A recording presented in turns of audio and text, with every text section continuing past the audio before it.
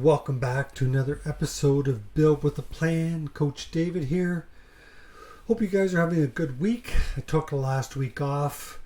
We had Canada Day here in Canada, so it was kind of a mixed up week, so I decided to take the week off, enjoy some time with the family, get some work done around the house. I hope everyone out there had a good first of the week, 1st of July as well, either Canada Day or Independence Day down in the U.S. on the 4th there. Well, today I want to talk about, I go on a lot about, knowing your numbers, understanding who you need to talk to, and why it's important to talk to those people. So today we're going to do a bit of a case study. As I mentioned, I talk a lot about how you need to know your numbers. You need to know what your ideal customers are. So let's take a look at this. I'm working with this client right now, and we did a deep dive into the sort of the demographics of their customers. Okay, so now he's got 204 customers. It sounds like a decent amount, right? Some days are very busy. Some days he's, got lots on the go. There are, what he's doing is busy, keeps going, but there's other days where there's not much going on. So when you look at it, 204 customers, great numbers depending on where you are. And again, what is the average sale?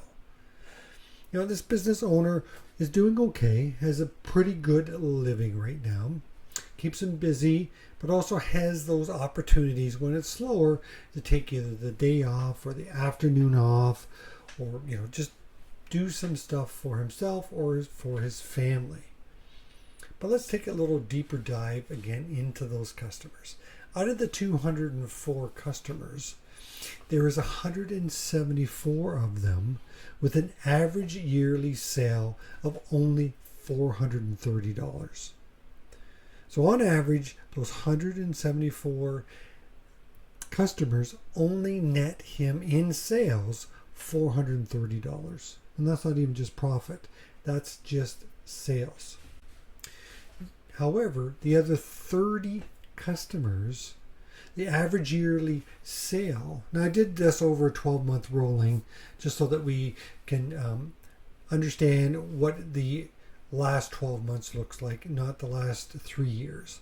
If you want to do a much deeper dive, you should go back 3 years, but right now we only went back 12 months year to date. Recap, 174 at only $430 per year from that customer. But there are 30 customers that have an average yearly sale of over $9,000 per customer. Right, so 30 customers times 9,000, you do the math, that's a pretty decent amount.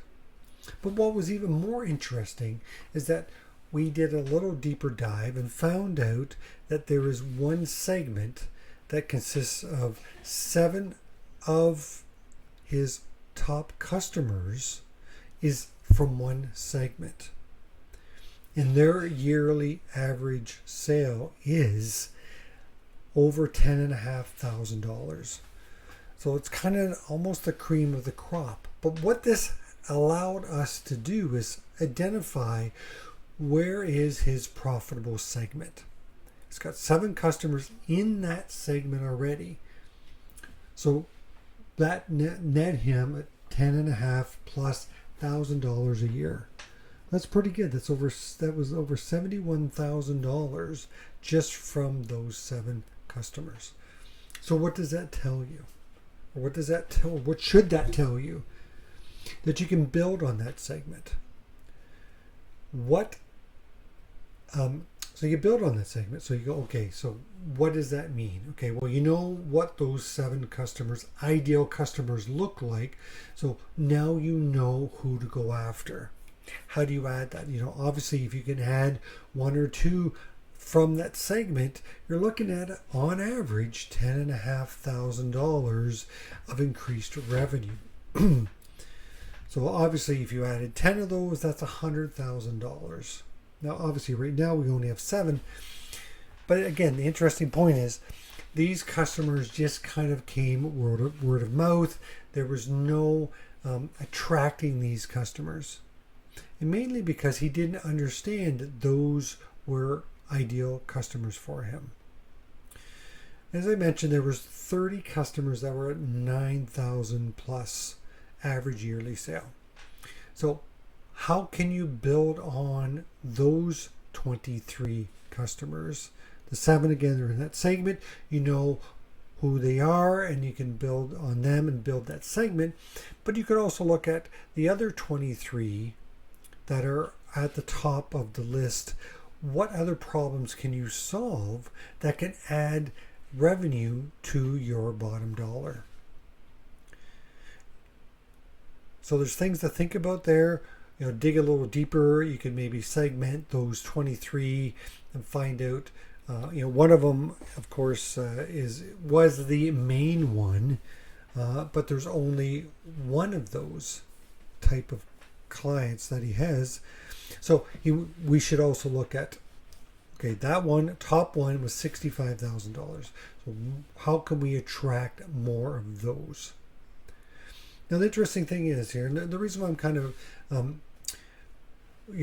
going over this again and again is because if you don't take a deep dive at your customer or client list and understand, where they're coming from, who are the profitable ones, who are the ones that you want to work with. When you figure that out, then you know who to target to build your business properly. Now, of course, the 174 that are at $430,000 or $430, on average sale, you could segment those out further and find out, there were some that are around $1,000 and some that were under $100.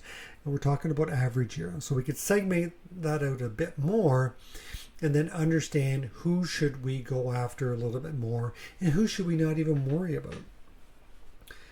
Sometimes you do have to say no to certain clients, but this or say no to certain customers depending on what their net sales are or revenue to you and how much time you are actually spending on that.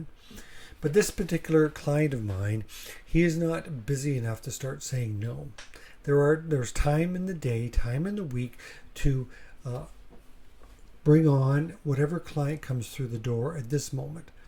But then understanding who they are, you can be more discreet once you start attracting some more of the higher end clients that we want to look at. We want the 9,000 plus a year client, or even over 10,000, or even closer to the 65,000 of that other customer that he has. But unless you break out and do a deep dive on your customer list, your customer base, you don't know who you're attracting, you don't know who you want to work with, and you don't know who really are the profitable businesses that you want to work with.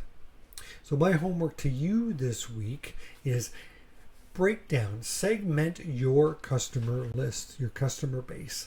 Do a sales by customer summary over the last 12 months.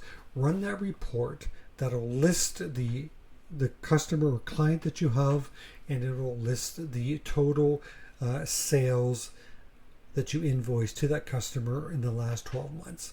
And then you can look at that and identify which are the ones that you really want to build on, and you can see ones that you don't want to focus any attention on.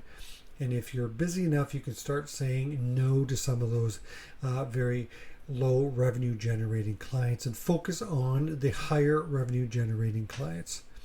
Because at the end of the day, Build with the Plan podcast, the reason why I'm doing this is because I would like all the business owners out there to avoid a lot of the pitfalls and mistakes that I made, so that you can have a profitable business, that you can enjoy financial freedom and time freedom. And just think, once you build up your business to a certain level, then you can start employing people if you don't already have that, and you're helping other people enjoy life as well. Now, if you like what you hear here, if you like what you hear, please like, share, comment. I don't do really any advertising for this, so the only way we can get the message out on this podcast is for you to share it. So I would love for you to do that. But if you have any questions that you want me to answer on any podcast, reach out to me. You can get a hold of me at david@yourfsmatrix.com. That's David at your F as in Frank, S as in Sam, matrix.com. You can email me directly with any questions or find us on all the socials with @yourfsmatrix. All right, hopefully you will share, like, and comment. And until next time, Coach David out.